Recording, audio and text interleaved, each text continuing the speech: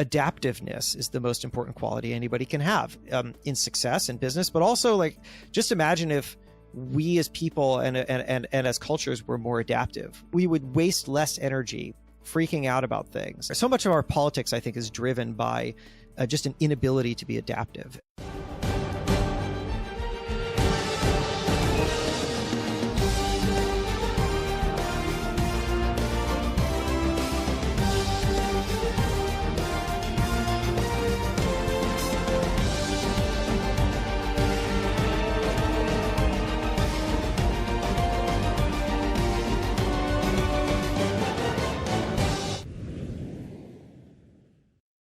Jason, hello, good morning, and thank you so much for being on the show. I've been waiting for this interview for a very long time, and I am so excited to have you with us. Oh, I appreciate it. I'm so happy to be here.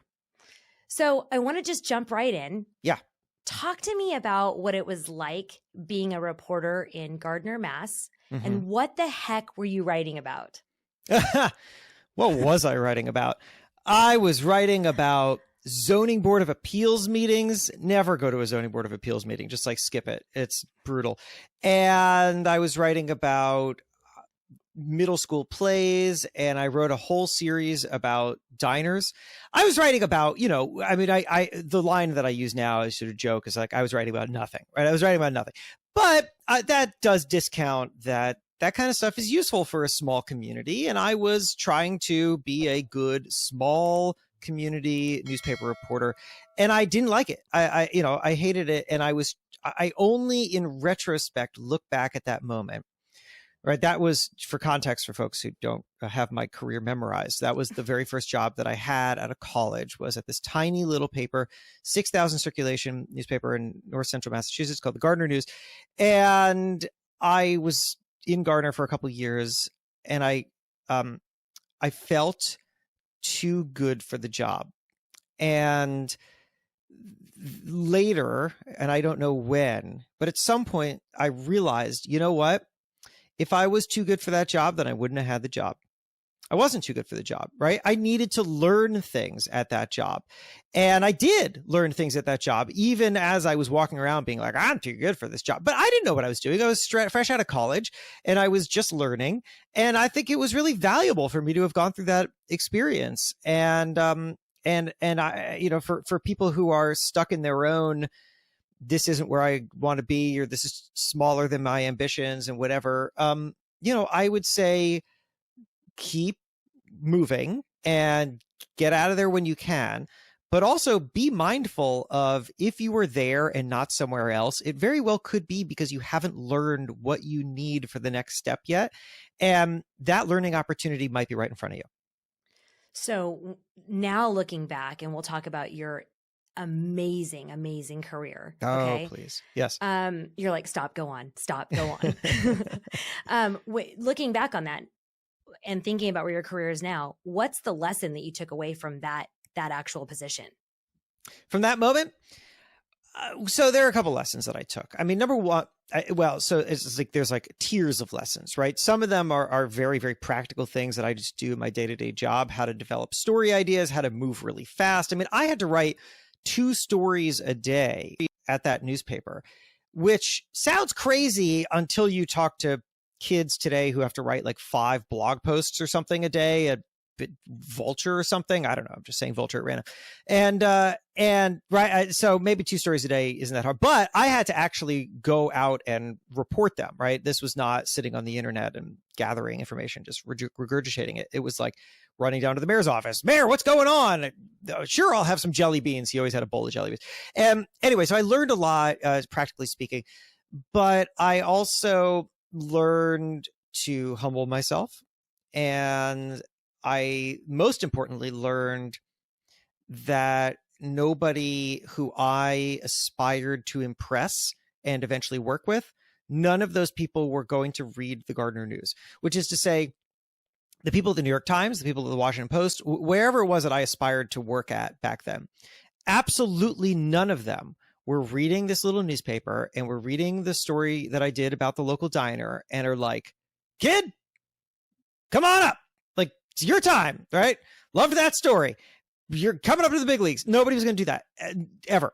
And so I needed to go do it myself. I needed to leave that job. I needed to get in front of those people. I needed to do whatever it took to not just prove that I could work at that level, because frankly, I couldn't, but start to learn what it took to be at that level and to accelerate that process as fast as possible. So I quit the job after about 1.5 years. And I sat in my bedroom for 9 months in this place next to a graveyard, Holden, Massachusetts, tiny town. And I cold pitched editors who basically ignored me until I started to get a few hits, the Washington Post, the Boston Globe, and that started to build the very beginnings of the career that I have now.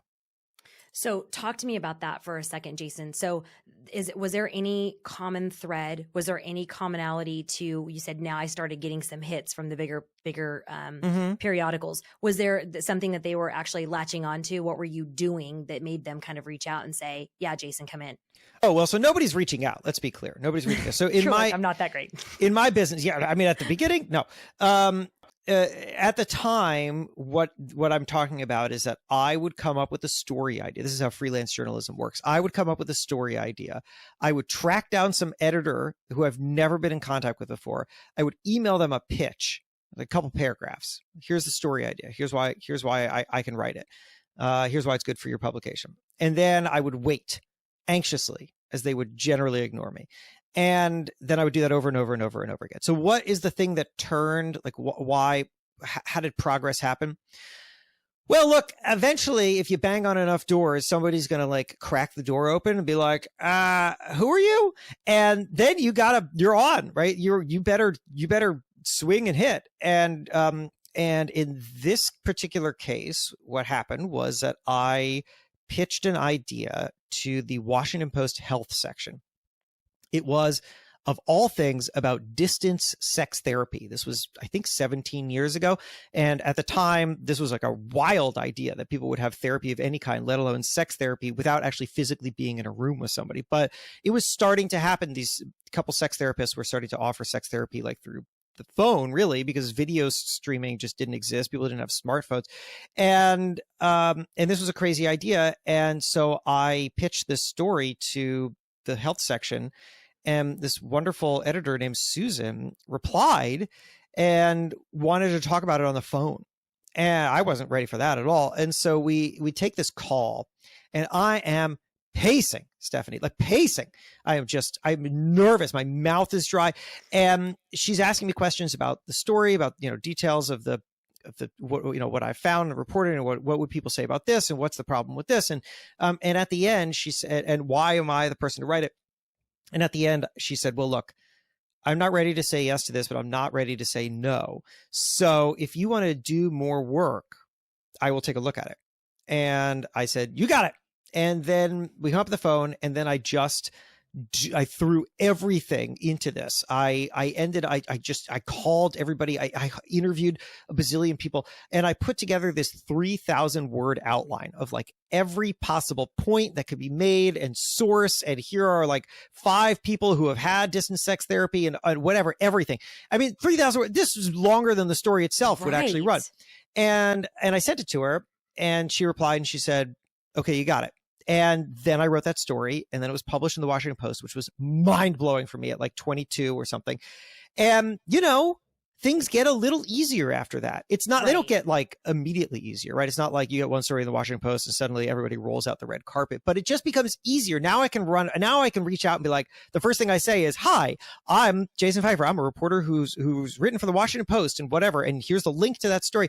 And people just start to take you more seriously, but you still have to hustle and hustle and hustle, and basically never, ever, ever think that someone's just going to hand you something, because they never will. Okay, so with that, I want to take a step back for the listeners.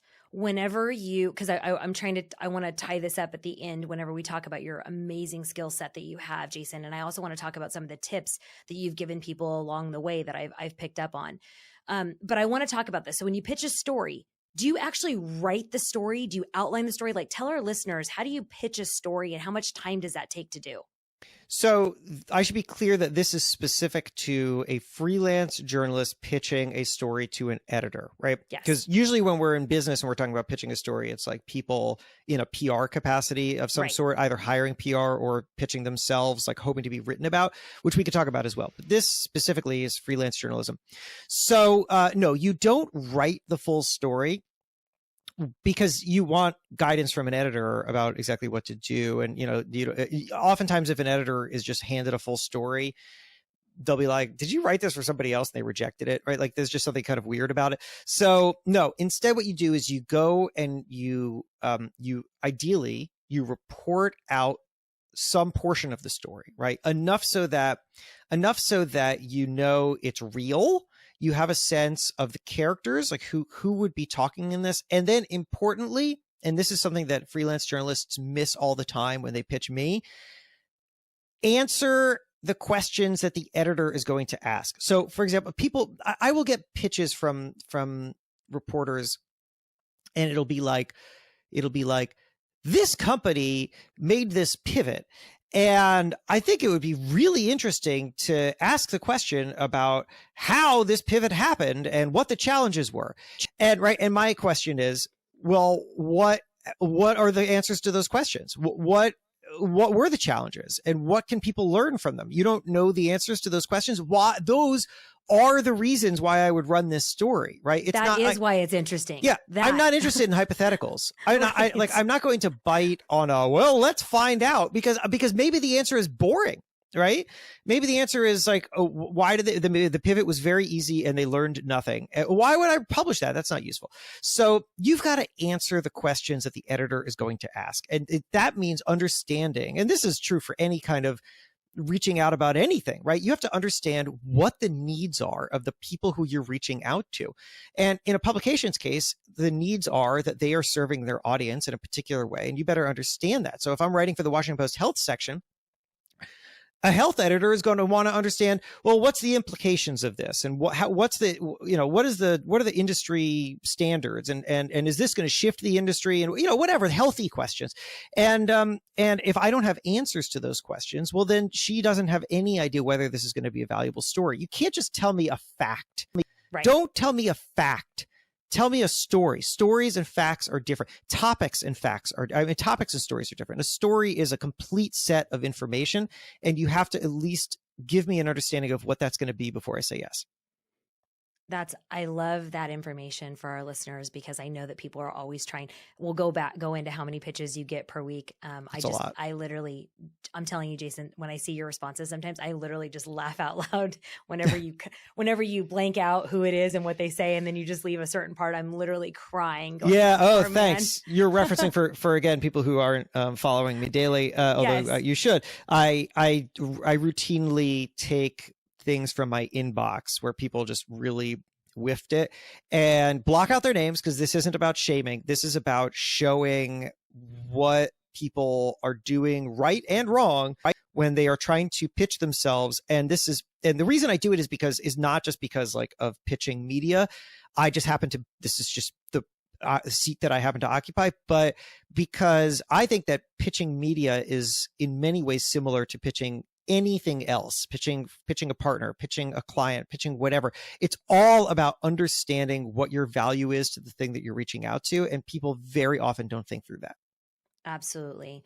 Jason, your article, Go Where You Don't Belong, is so incredibly good.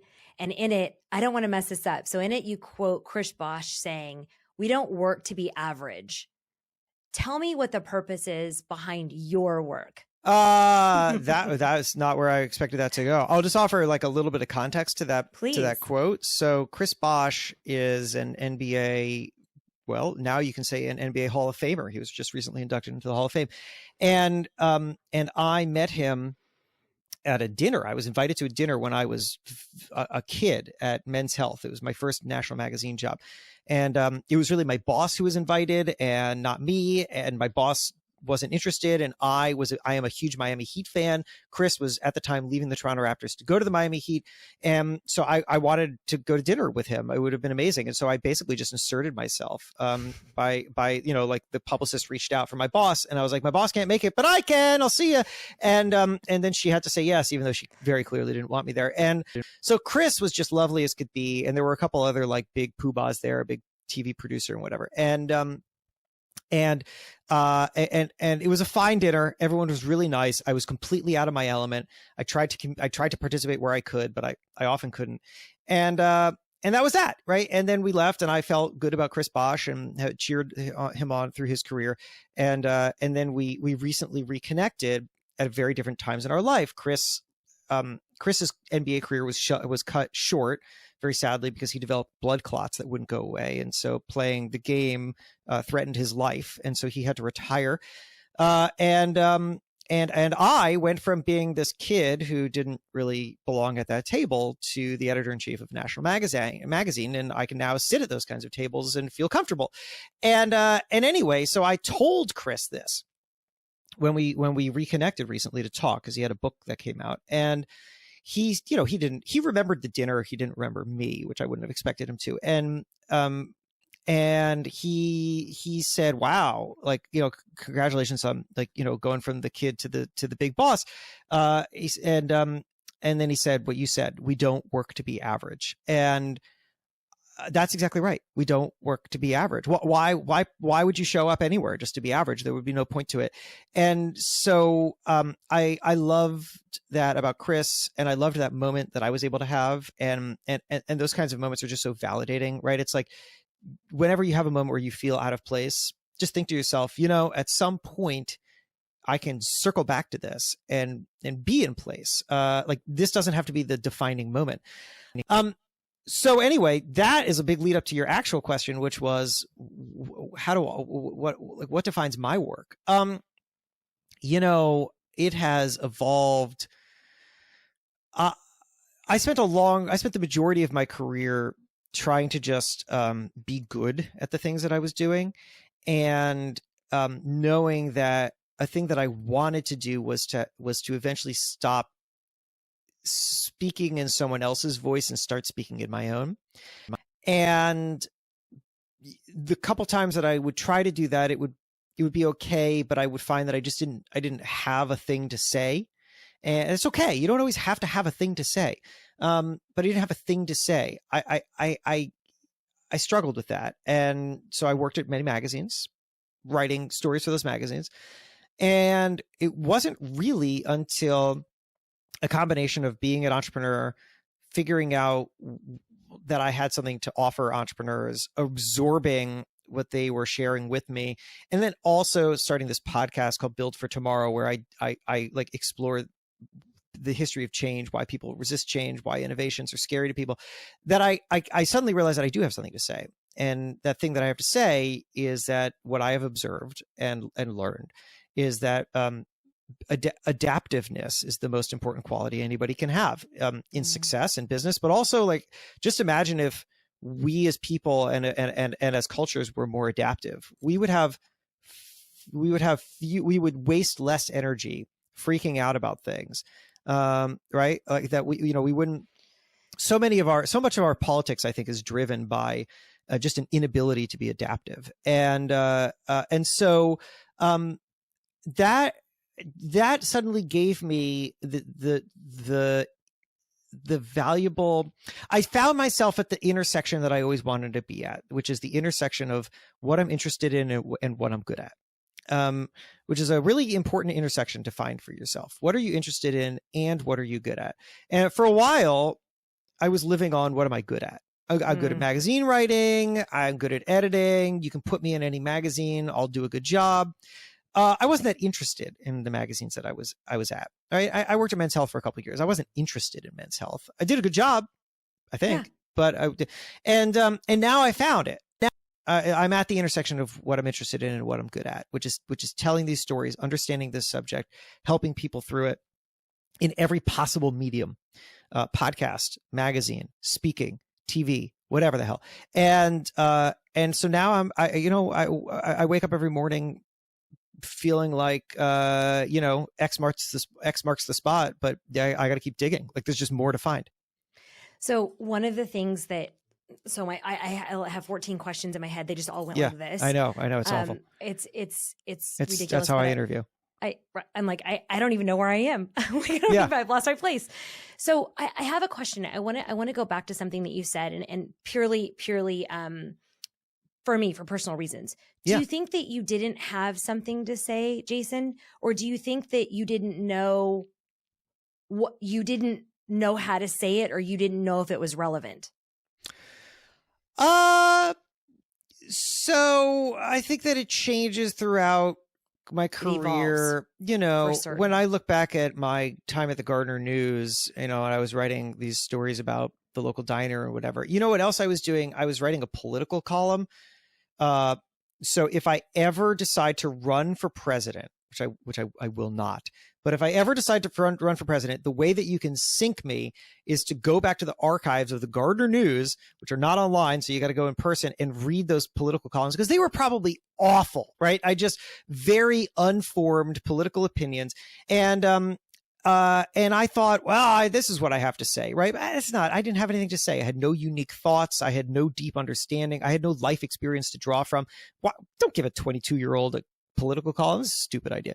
So, and then, like flash forward many years later, I created these, I don't know if you know about this, but I created these tumblers. This is 2013. I created these tumblers that went, do you even know what that is? That went like ultra viral. So back in 2013, Tumblr, which still exists, but at the time it was like a hot thing. People were creating these single topic tumblers. It was sort of like a website that just offered images or a recurring expression of like one thing, or like a classic one was a Tumblr called Women Crying While Eating Salad. And it was just a collection of like stock photography of women crying while eating salad. And anyway, I made a number of them, the biggest of which was called Selfies at Funerals. And it was just a collection of selfies at funerals that kids had posted on social media that I found. And the entire global internet exploded when I made this, right? It was written about everywhere. Like Business Insider, now it's called Insider, but back then it was Business Insider, found it before I had even shared it with anybody. And it was off to the races. I was getting calls from like Australian broadcasting and Swedish radio and whatever. Like the Guardian asked me to write about it. It was nuts. It went on for a long time. And there's a moment where people kept asking me, like friends and whatever would keep asking me, like, are you going to capitalize on this? Like, do you want to do the selfie book and then become the selfie guy and like talk about selfies and like teen culture or whatever? And I thought about it hard because there's something attractive to owning a space. And that gave me that position, right? Like I had reporters calling me regularly, like the New York Times would call me for a quote about selfies, for a story about stuff. But I didn't care, right? I had something to say, but I didn't really care that much about what I was saying. And I just couldn't imagine that this is the thing that I wanted to do. And there are people who make a different decision. And I think that that's fine. Like, I watch very little television and I watch zero cable news, but on the occasions where I have turned on cable news and I've seen somebody talking, I've always thought to myself, I have a feeling that you don't care about this at all, but you just figured out a way to get on television and you're just going to say whatever the hell it is that will get you on television. And that to me is a sad life. I'm not interested in that. And so, anyway, the answer is like, I just didn't know. I didn't have something that I cared deeply about. I enjoyed communicating. I felt like I was good at it, but I didn't have a message that felt unique to me that I was sharing, that I was able to offer something to the world that nobody else could in the way that I did. And you know what? I'm now 41 and I think I figured this out a couple years ago. And I think that that's great. You don't have to have it immediately. Just build the skills. And it'll come later. Have you ever been on TV? I've been on TV many times. Yeah. How do you feel about it? TV is a weird thing. TV is a weird thing. Okay, good. I mean, you may be, yeah. I mean, you may be teeing up before we started recording. I told you that I regretted something from TV this morning, and that I'll tell you about it live. So maybe that's what you're teeing up. But I'll tell you before we get into it. Yeah, before we get into it, like more broadly speaking, TV's a funny thing because you quickly discover that you don't actually need to know that much about what you're talking about to be on TV. You just have to say it really confidently, like just the more confidence, the better. And nobody, there's just no time for a deep dive on TV. And so you can go in with very little information, basically sound okay, which is just a funny thing. And I also am now involved in a lot of like TV development conversations. I'm a executive producer on a couple shows that may or may not ever make it to air because that's how TV works. And I'm having all these calls with producers about other ideas. And, what I found is that everybody basically, everything that I was told happened, which is that you go into a room or a virtual room and everyone's like, I can't wait to hear what you have to say. I'm so excited about this. And then, you tell it, they're like, this is amazing. And then, like nothing happens. Right. And that's basically television. So it's a funny place. But you want to hear about the thing that I regret from this morning? I do. I want to hear about this morning. Talk to me. Yeah. Okay. So I have a semi-regular appearance on this thing called Pix11, Pix11. It is a New York cable news station. It's a regional cable news station. And I do this money segment with them, on Wednesdays, not every Wednesday, but enough Wednesdays. And the Marisol is the host, who always interviews me, and I love it. It's fun. She's fun. We have great, rapport, and it's just a great time. And so anyway, I went on to talk about inflation. And what Marisol does, which is wonderful, is that she will move you through the like talking points. So like when you're watching one of those TV segments, what has happened is that they ask you, they're like, I mean, this is Pix11 at least. I guess everyone could be a little bit different, but a producer will ask me for the she'll be like, let's do a segment on inflation. And I say, great. And then I'll send her like 4 points, right? Like, so we'll talk about this. And then she turns it into like a script, and then she sends it to me and everybody else. And then you basically kind of perform that script, not word for word, but what's coming. But Marisol also will make things, she'll make things fun, right? She'll like take little side tangents, and it's great. She just does a really good job, and it's great. Anyway, we have, this is interesting. Okay, I just checked my DMs, and I have a DM from her, so we could even have a live update of this story. Oh, great. So, okay. So here's the point of this. This is a whole long lead up. I'm sorry. And the payoff is not going to be that interesting, but,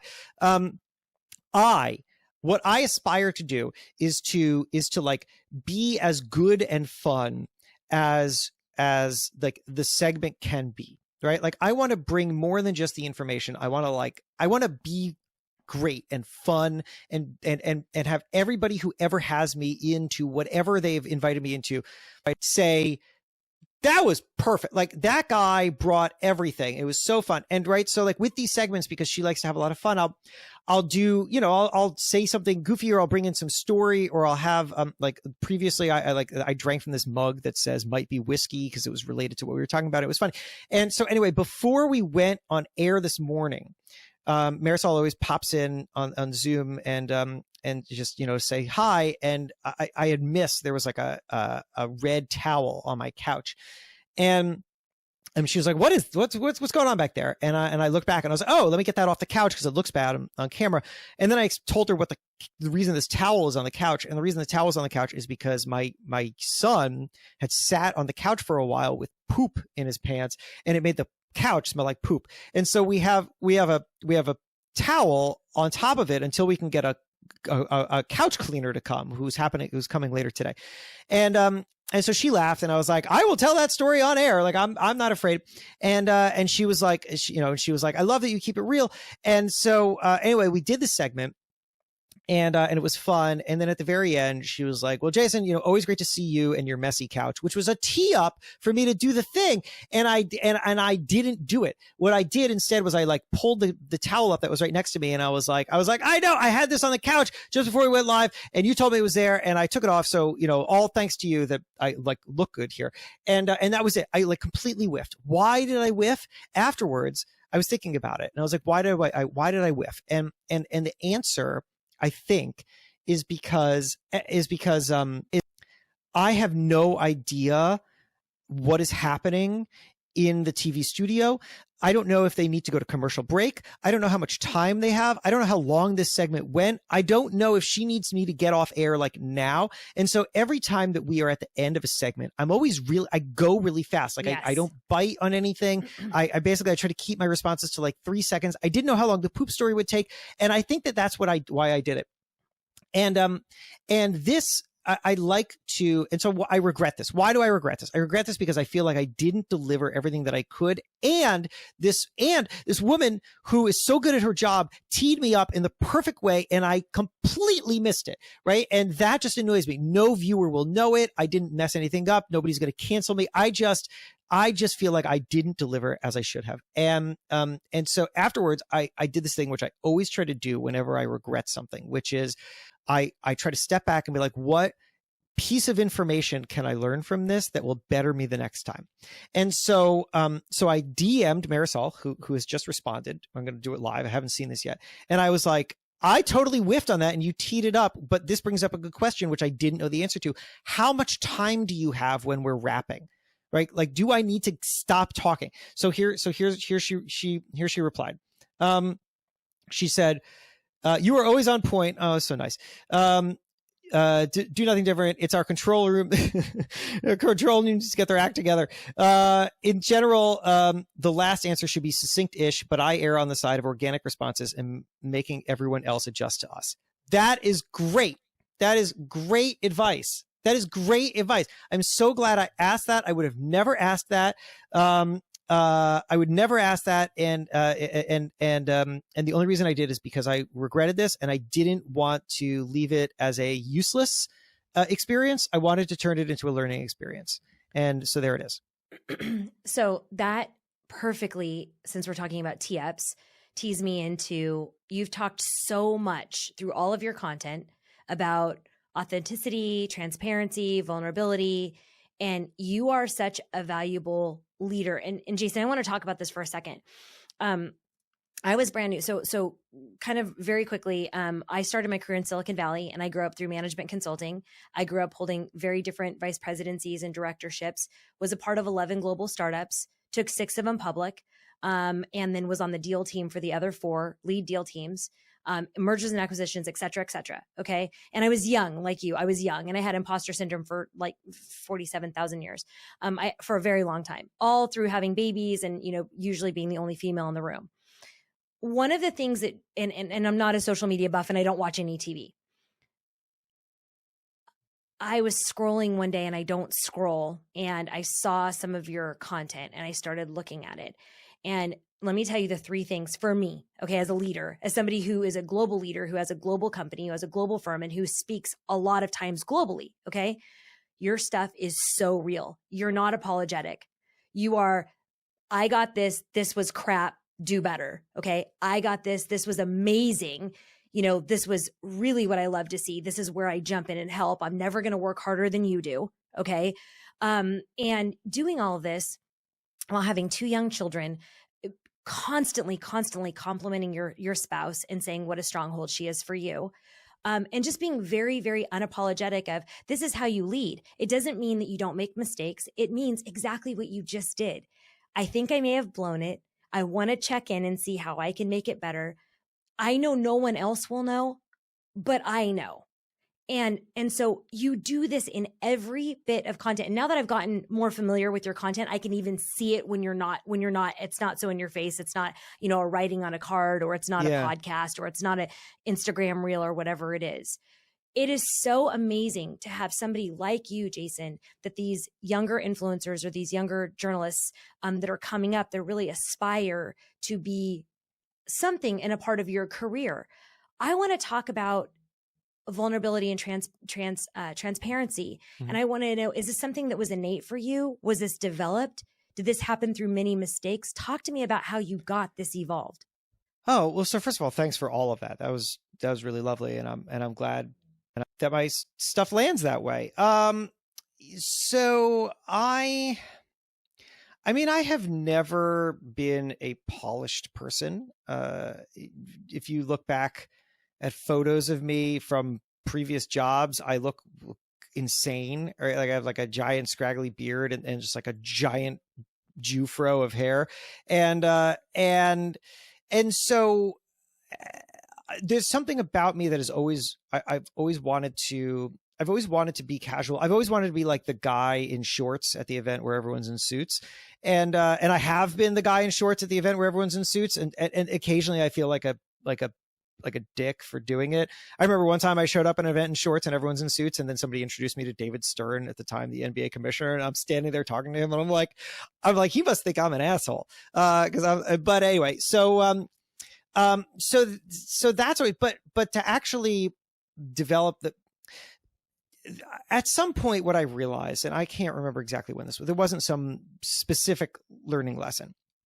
But at some point, what I realized was that sharing vulnerability, is an asset, right? Like it's pretty easy to do once you don't think of it as a risk, which I don't, right? It's not a risk.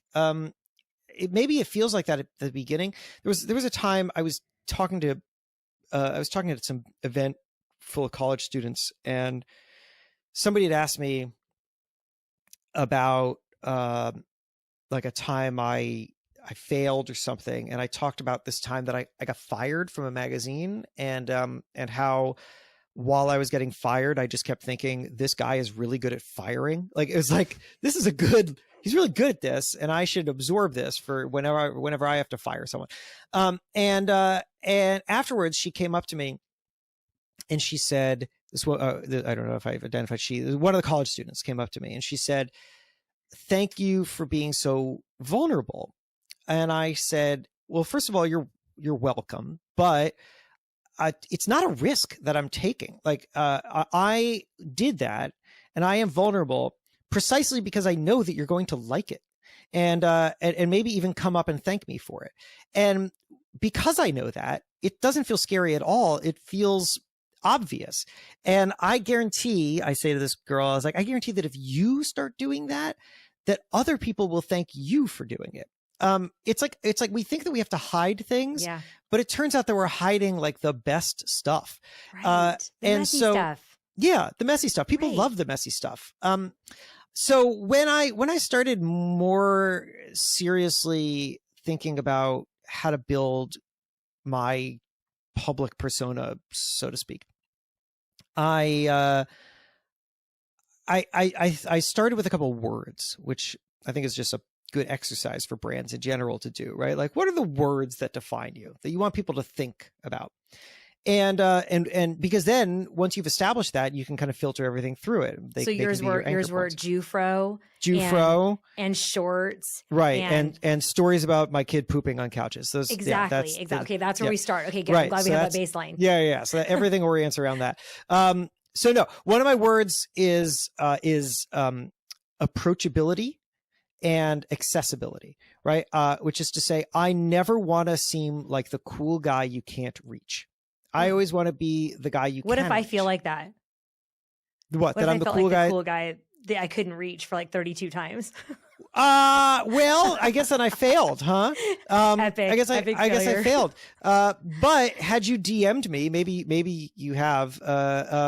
You would have seen that I would respond, because I respond to everything. I think that you're extremely approachable. That's amazing, and that's a great word too. I respond to everybody, and that's strategic, because if you respond to people, they're fans for life, right? Like, it's so interesting.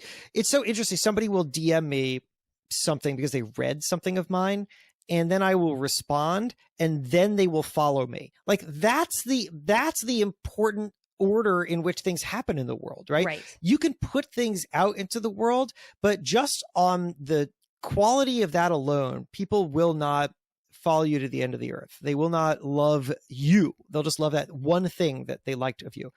But if that thing drives them to make some kind of contact with you, and then that is a satisfying experience, that they feel like they got a connection to you, now you've got them. Now you have built your tribe. like, and not somebody who's just going to like be interested in that one thing that you did, but who's going to be interested in everything that you did. That's powerful. And so that, you know, that's why I do it. Also, because frankly, it's just easier to talk about whatever the hell happens to be on your mind and to not hide things. Right. Like you and I are talking like 2 hours after that Pix 11 thing where I regret not talking about my son pooping on the couch, which I know sounds ridiculous, but like it feels good to now have the record out there on your show about, you know, I did want to talk about that poop thing. So that all says to me, just do it. Just say it. People will like you for it. So your poop thing, I have a puke thing. Great. When COVID was starting, and I was brand new at doing this online Zoom thing. I hadn't ever coached or consulted online. These are really huge deals. These deals matter. I mean, these deals are like, do we get the next round of funding? Who do we hire? You know, except these are huge deals. And so I was feeling super nervous. Every kid was home in every different age group, and my little one was home. And we have this thing on the door. And if the thing's on the door, then, you know, you don't go in and you don't talk.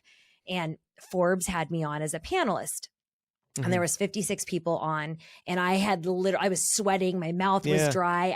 I was a total mess. I didn't know what they were going to ask. There was no questions that were like, you know, sent over. Right. And I was so nervous, but I was like, I was doing well and I was nailing it. And then literally they're like, Stephynie, what do you think about this? And all of a sudden my door goes flying open and my son comes in and he's got a towel like Batman. Okay. Yeah. And he goes, Mom, I'm gonna, and he just goes, oh my gosh. And I remember I was like, and I looked at him and I turned around and every single person was like, and I said, would you just excuse me for what? Nobody spoke. Yeah. Nobody spoke. Sure. Everybody was like, you know, like this. Yeah. And so I said, would you just excuse me for 1 second? I turn around, I take off my shirt because it's everywhere. Okay. I roll my shirt up, I take it off. I hug him. I put him in the side. I call his dad who's outside. And I said, Mom will be 5 minutes and I'll be right back. And he was like, I'm so sorry. Mm-hmm. I got back. I don't think that they actually spoke. I don't think anybody actually spoke. I came back. I turned the camera back on and I said, listen, here's the thing. I'm totally fine with you using that. I really am. Or if you'd like to re-record, if you'd like to cut that part and have me on as another time, that's fine. All of it is very real. And I'm extremely, extremely real. I'm the first one to raise my hand when I've messed up. Yeah. But I, you know, go ahead and do whatever you want. And they were so stunned. They just started clapping. So I was like, does that mean they're going to use it? Does that mean I'm kind of unsure right now what's going on.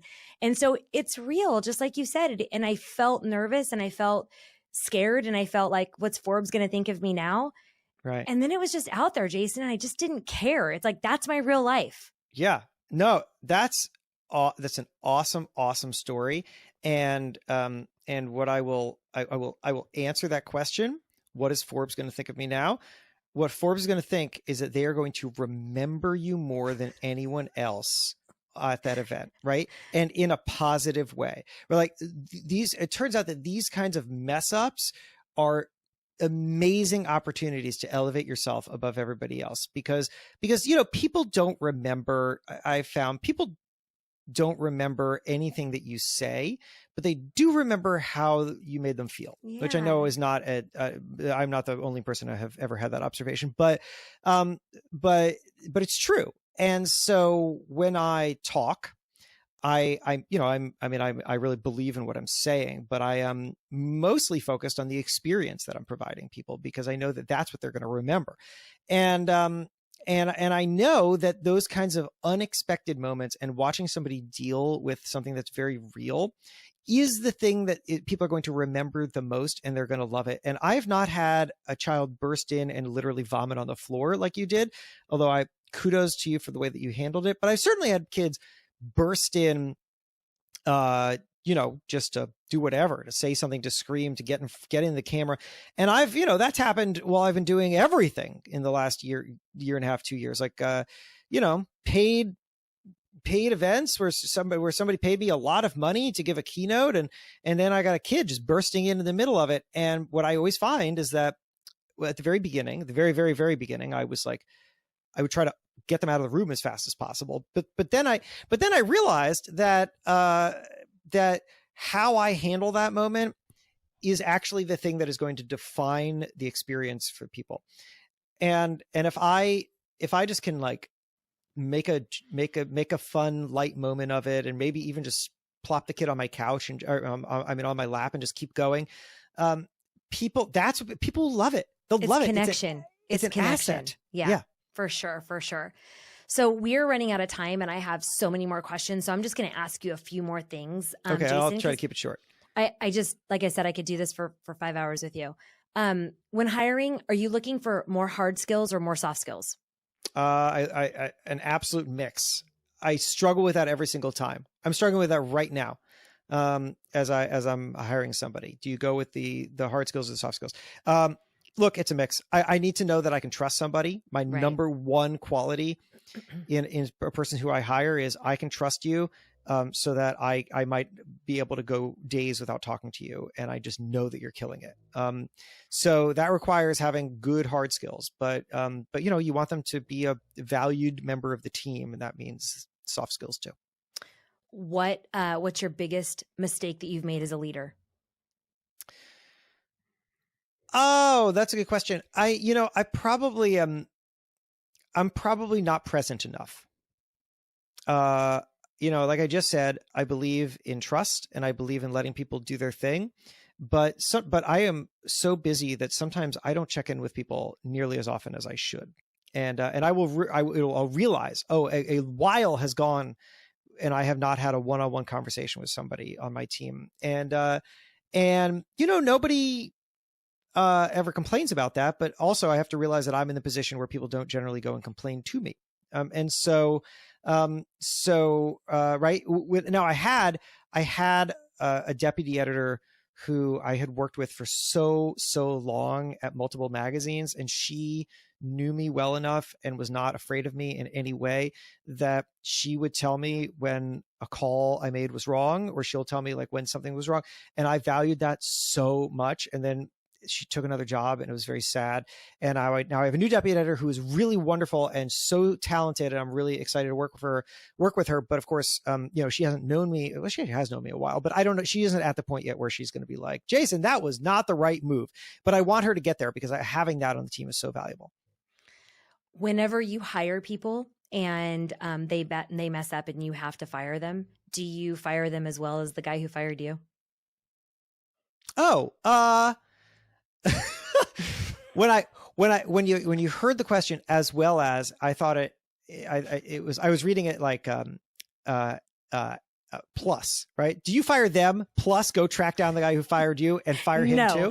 And I was like, how did that You're work? Like, not yet. Not yet. Yeah, we're Let's waiting. Go back. Do I do it? No. I mean, I don't think so, because he was older than me and he had more experience than me. He had more experience firing people than me. But I will tell you that I try to have the DNA of what he did, which was to be very direct, to be very not mean about it, human about it, helpful where possible, but also not leaving anything up to misunderstanding. How do you be a standout in journalism right now? Journalism's changed so much since you started. And so those kids that are in my son's a broadcast journalism major at Mizzou for sports. How do you be a standout? What do you do? What are some skills that you can develop when you're in college?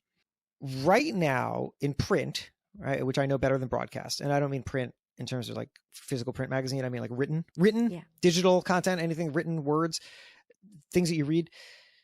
The majority of the jobs, if you're graduating college, the majority of the jobs that are going to be available to you are going to be some version of blogging, right? Which is not a word that people are using as much anymore, but which is to say, you get a job, you're responsible for pumping out content. There's going to be very little original reporting, and you have to move fast. And that's the nature of publishing today. There's a lot of very young people who are just pumping things out, and that has its pluses and minuses. But what I would caution young journalists to do, no matter what version of that you are in, make sure that on your own, you are creating opportunities either at your job or elsewhere to develop skills beyond that, because that by itself is not a skill base that's transferable up the chain. And the more that you just do that, the more nobody will give you any other opportunities. Nobody will ever be like, you're so good at aggregating, now write a 3,000 word feature that involves a lot of reporting. Like, nobody will do that because they won't think that you can do it, which Right. means that the opportunities are not going to just be handed to you. You have to be going out and being very, very aware constantly of what you do not know, and then putting yourself in situations where you can learn those skills. And that's not a journalism thing, that's an everything thing. But I'm telling you, you will get pigeonholed if you don't push out of it quick. So quick. What's your dream job? I don't know that there is one. I don't know that there is one. I have always operated by figuring out what else there is to do because of the thing that I am doing. Right. And so that's why you know who I am, right? I could have just gotten the job as editor-in-chief of Entrepreneur Magazine and then just focused on making the magazine. There are a lot of EICs whose names you don't know, and that's because they are through and through magazine editors, and they got to the top of a magazine, which is a dream, and they are throwing their all into just that. And all the power to them. But that's never how I've thought. I've always thought, what do I have? What opportunities does it provide? Right? Like, what are the things that I can learn because of this opportunity that nobody's asking me to do? And so that's where I started speaking, and that's where I started making podcasts, and that's where I started experimenting with social, and that's where I started having these TV conversations. And people will ask me occasionally, like, what are you building exactly? And, the answer is like, I don't know. I have like 5 ideas of what I might be building, but I think that the best thing to do is simply just to build. And then you see how the assets come together, and you see what the new opportunities are. I mean, I have a book that's coming out next year, next September. And I'm very, very excited for that. And that only came because of all these other things that I did that led to the opportunity to write the book and to sell it for, frankly, as much money as I did, because the editors are looking at it and they're looking like, well, he's got these number of social followers and this amount of reach and this amount of experience, and he can go sell the book on the speaking circuit and all that. Like that, had I just thought to sell a book 5 years ago, it would have not been the same experience at all. So I don't know. I just build. And I want to point out, because you're extremely, extremely humble. Okay. You're just overall an amazingly kind person. Thank you. You do answer your DMs. I've had people reach out. I've had people say, how good you are at giving those really quick snippets of advice, like, boom, here you go. Yeah. Not a bunch of whining, not a bunch of this happened and then this happened and that, like, no. Yeah. Just give me the question. Let me answer it. Right. Amazing. Jason, we like to end our conversations with a big question. The whole show's on obstacles into opportunities. What's the biggest obstacle that you've been able to turn into an opportunity? There've been a couple times where I've had jobs that I hated, and I felt pretty dead-ended. And one of them was the Garden News. Another one was another newspaper job that I had. And actually, frankly, for that matter, another one was the job that ultimately I got fired from. And what I did in all those cases was that each time I stepped back and I thought, how do I not just think about the next job, but think about who I am relative to my jobs differently?